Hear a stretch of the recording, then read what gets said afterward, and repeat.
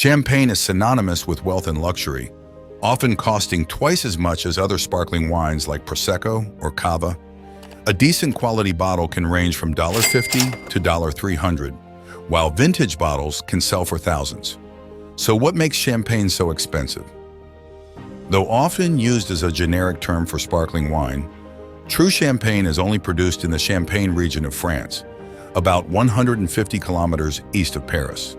This protected area is home to the world's most prestigious and costly champagne producers, such as Moet and Chandon and Perrier-Jouët. Sparkling wines made outside this region, even from nearby parts of France, must be labeled differently. In this relatively small area, a little more than twice the size of San Francisco, the entire world's supply of authentic champagne is produced. This amounts to over 300 million bottles annually, generating more than $5 billion in revenue. Now you might be wondering, how is this real and expensive champagne made? Let's jump into it. Champagne sales have grown steadily since the 1950s, but future growth depends on protecting the region's unique climate. Northern France's variable conditions are the first factor for elevated prices. With an average temperature of 50 degrees Fahrenheit, this location is cooler than France's other wine-growing regions, which gives the grapes the right acidity for sparkling wine production. However, an often freezing continental weather front makes the winemaking process more difficult than in other, more dependable ecosystems. Every year, 120,000 skilled workers descend on this region to hand-pick grapes from 84,000 acres of meticulously maintained vines. This labor-intensive process is just the beginning of what makes champagne so expensive. The Champagne region has a unique terroir-like climate, soil, and topography that contributes to the distinct quality of the grapes grown there. After the harvest, the grapes are brought to the winery, where the magic truly begins. Authentic champagne is produced using the méthode champenoise, a traditional method that involves a primary fermentation in oak or stainless steel vats. Next, the wine undergoes a secondary fermentation inside the bottle. This is where the signature bubbles are formed. This method is strictly regulated within the European Union, ensuring that only sparkling wine made in this region can be called champagne.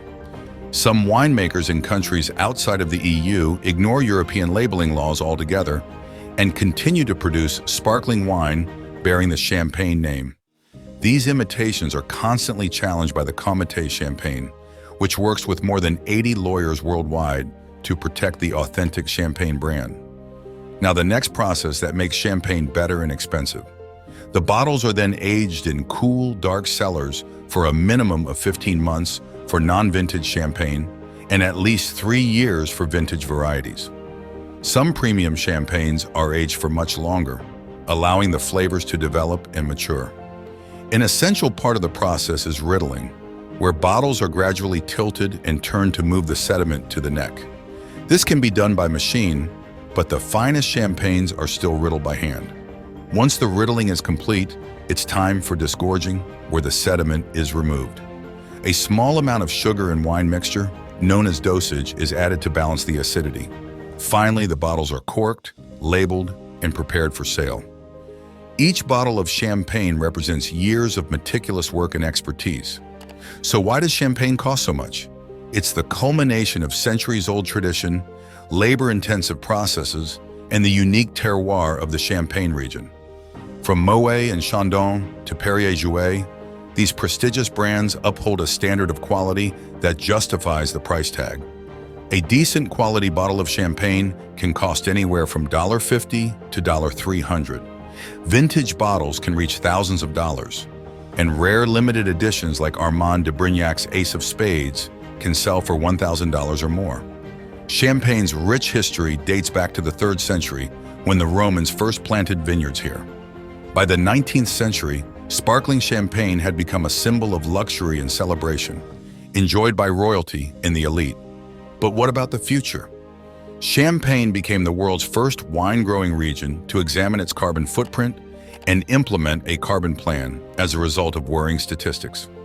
Global warming has seen temperatures in the region rise by 1.2 degrees Celsius over the last 30 years, and the grape harvest dates have moved forward by a fortnight.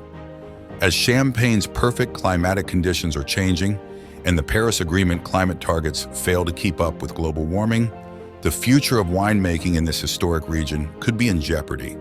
Yet the dedication to quality and tradition ensures that each bottle of champagne will continue to be a celebration of craftsmanship and luxury. Thanks for joining us on this journey through the art and expense of making real champagne. Don't forget to like, share, and subscribe for more insights into the world's finest wines.